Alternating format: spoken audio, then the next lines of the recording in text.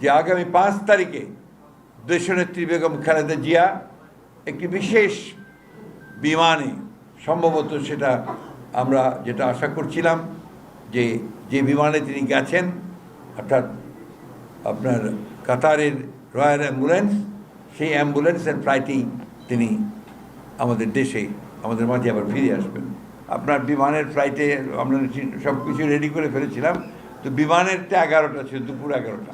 সেটা এখন নির্ভর করবে যে আপনার কাতার অ্যাম্বুলেন্সে কখন আসবে, সেটা আপনাদেরকে প্রপারলি সকলকে ফোন করে করে জানিয়ে দেওয়া হবে। এক হাতে জাতীয় পতাকা, আরেক হাতে দলীয় পতাকা দিয়ে আমরা তাকে অভ্যর্থনা জানাবো। আজকে সেই কথাটা বলার জন্যই আপনাদের সামনে উপস্থিত হয়েছি। আল্লাহর অশেষ রহমতে 4 মাস ম্যাডাম যুক্তরাজ্যে প্রথমে একটি হাসপাতালে চিকিৎসা নিয়েছেন এবং সেখানকার চিকিৎসকদের পরামর্শ অনুযায়ী তিনি বাসায় গিয়ে চিকিৎসা আবার কন্টিনিউ করেছেন। সেটা হচ্ছে আমাদের ভারপ্রাপ্ত চেয়ারম্যান জনাব তারেক রহমান সাহেব তার পুত্রের বাসায়, এবং প্রতিদিন তার অবস্থার উন্নতি হয়েছে। একদিকে আপনার একটা ভালো পরিবেশ, বিশেষ করে পারিবারিক পরিবেশে, এবং একই সঙ্গে পরীক্ষা নিরীক্ষার মধ্য দিয়ে তার কিছুটা উন্নত চিকিৎসার মধ্য দিয়ে তিনি আল্লাহর অশেষ রহমতে আগের চাইতে অনেক সুস্থ বোধ করছেন। তো সেই কারণেই তিনি সিদ্ধান্ত নিয়েছেন যে তিনি এখন দেশে ফিরে আসবেন। আপনারা সবাই জানেন যে এই এশিয়ার উপমহাদেশের ও এশিয়া মহাদেশের নারী নেত্রীদের মধ্যে গণতন্ত্রের জন্য যে 2-1 সবচেয়ে বেশি ত্যাগ স্বীকার করেছেন এবং সবচেয়ে বেশি নির্যাতিত হয়েছেন, নিপীড়িত হয়েছেন, কারা নির্যাতিত হয়েছেন, আমাদের দেশনেত্রী বেগম খালেদা জিয়া তাদের মধ্যে অন্যতম। এবং তিনি কখনোই অন্যায়ের কাছে, বিশেষ করে ফ্যাসিবাদের কাছে মাথা নত করেননি। ইতিপূর্বে আপনারা জানেন 1971 সালের স্বাধীনতা যুদ্ধের সময় এই দেশনেত্রী বেগম খালেদা জিয়া তিনি তার স্বামী এবং আমাদের স্বাধীনতা ঘোষক শহীদ প্রেসিডেন্ট জিয়া রহমান, তখন একজন মেজর ছিলেন, তিনি যখন বিদ্রোহ করে পাকিস্তান সেনাবাহিনীর বিরুদ্ধে স্বাধীনতা ঘোষণা করেন, তখন তার 2 শিশু পুত্রের হাত ধরে তিনি ঢাকায় চলে এসেছিলেন এবং ঢাকায় এসেই তিনি পাক সেনাবাহিনীর হাতে গ্রেফতার হয়েছিলেন এবং দীর্ঘ 9 মাসই 16 ডিসেম্বর পর্যন্ত কিন্তু তিনি পাক সেনানিবাসে বন্দী ছিলেন। এই মহিয়সী অকুতভয় নেত্রী, যিনি বাংলাদেশের স্বাধীনতার সার্বভৌমত্ব প্রশ্নে কোনোদিন আপোষ করেননি, যিনি গণতন্ত্রের প্রশ্নে কখনো আপোষ করেননি, সেই নেত্রী ফ্যাসিস্ট হাসিনা সরকারের মিথ্যা মামলায় তাকে কারাগারে পাঠিয়ে তাকে নির্যাতন করে তাকে অত্যন্ত অসুস্থ করে ফেলা হয়।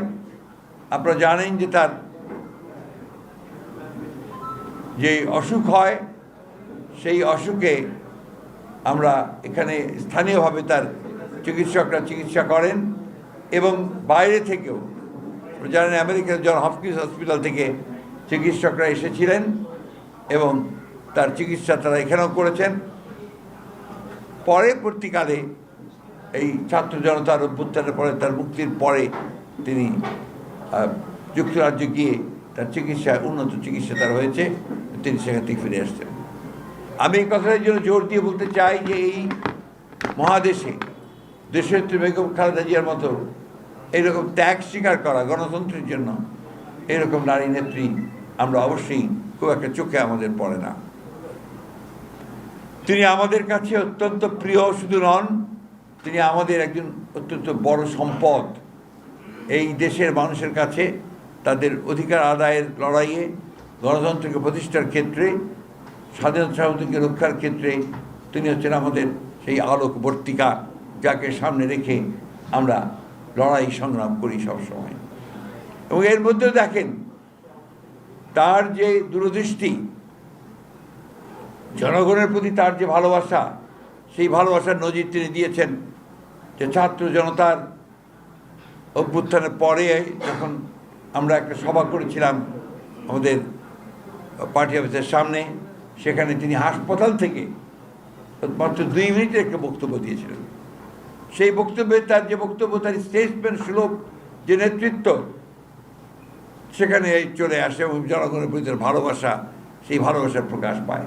তিনি পরিষ্কার করে বলেছিলেন যে আমরা অনেক ত্যাগ স্বীকার করেছি, প্রাণ দিয়েছে আমাদের মানুষেরা, কারা নির্যাতিত হয়েছেন, আজকে আমরা স্বাধীন হয়েছি, মুক্ত হয়েছি, কিন্তু আমরা কোনো প্রতিহিংসা বা প্রতিশোধের আমরা জায়গা বেছে নেব না, এবং আমরা ভালোবাসার মাধ্যমে পরস্পর সহৃদয়িত একটা সহৃদয়তা সৃষ্টি করে আমরা আমাদের দেশকে সামনের দিকে এগিয়ে নিয়ে যাব, এবং সেটাও তিনি বরাবরই বলে এসেছেন। আজকে সেই নেত্রী ফিরে আসবেন। স্বাভাবিকভাবে আমাদের মধ্যে প্রচণ্ড আবেগ আছে। প্রতিটি দেশপ্রেমিক মানুষ আজকে তারা অত্যন্ত উৎসাহিত, উজ্জীবিত যে তাদের প্রিয় নেত্রী দেশে ফিরে আসবেন, এবং তাকে প্রপার অভ্যর্থনা জানানো এটা আমাদের নৈতিক দায়িত্ব। শুধু বিএনপি নয়, সারা দেশের মানুষ আজকে তাকে সেই অভ্যর্থনা জানাতে প্রস্তুত হয়ে আছে। আমরা কিছুক্ষণ আগেই আমাদের দলের একটা যৌথ সভা করেছি, আমাদের ঢাকা সিটি, 2 দক্ষিণ এবং উত্তর, একই সাথে আমাদের অঙ্গ সংগঠনগুলোর নেতৃবৃন্দকে নিয়ে যেন আমরা একটা শৃঙ্খলার মধ্য দিয়ে জনগণ যেন তাকে অভ্যর্থনা জানাতে পারেন, সেই ব্যবস্থাটা আমরা গ্রহণ করছি।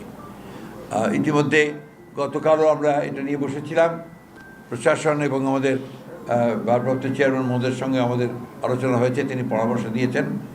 আমরা আশা করছি যে আগামী 5 তারিখে দেশনেত্রী বেগম খালেদা জিয়া একটি বিশেষ বিমানে, সম্ভবত সেটা আমরা যেটা আশা করছিলাম যে বিমানে তিনি গেছেন, অর্থাৎ আপনার কাতারের রয়্যাল অ্যাম্বুলেন্স, সেই অ্যাম্বুলেন্সের ফ্লাইটেই তিনি আমাদের দেশে, আমাদের মাঝে আবার ফিরে আসবেন।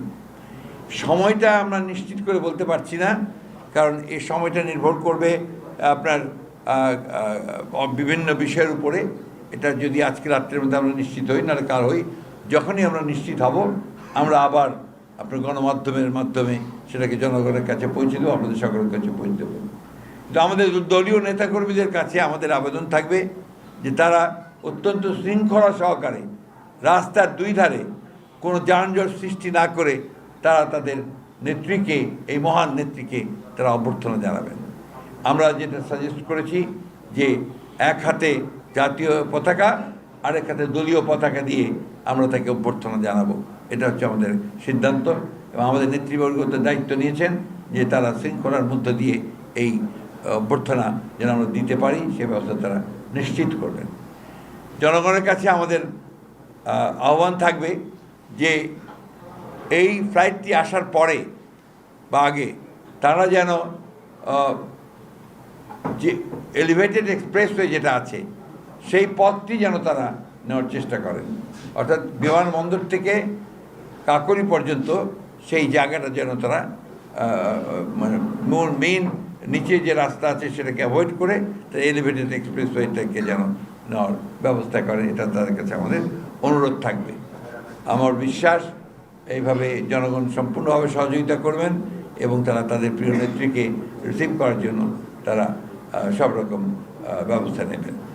আমি দলীয় নেতাকর্মীদেরকে অনুরোধ করব যে ঠিক যেভাবে আমরা আলাপ করেছি সেইভাবে যেন আমরা আমাদের কাজগুলো করতে পারি, কোনো শৃঙ্খলা যখন নষ্ট না হয় সে বিষয়টা আমরা যেন নিশ্চিত করতে পারি। আপনাদের সকলকে ধন্যবাদ। বিশেষ করে আমি সাংবাদিক ভাইদেরকে বলবো যে আপনারা সবসময় সহযোগিতা করেছেন, এই দিনও অনুরোধ করব যে আপনাদের গাড়ি ঘোড়াগুলো নিয়ে ওই যে সামনে গিয়ে আপনারা কাভার করার চেষ্টা করেন, তাতে করে আগে আমাদের অনেক সময় দেখা যায় যে আমাদের লোকজন আপনার ম্যাডামের গাড়ির সামনে দাঁড়িয়ে হাঁটতে শুরু করে, that creates A real problem. আমি কথা এই জন্য বারবার করে বলছি যে উনি আসবেন প্রায় 7-8 ঘন্টা 10 ঘন্টা ফ্লাইটে আসবেন, আসার পরে তারপরে আবার বাসায় ফিরতে যদি ওনার 4-5 ঘন্টা লাগে তাদের রাস্তায় অসুস্থ হয়ে পড়বেন।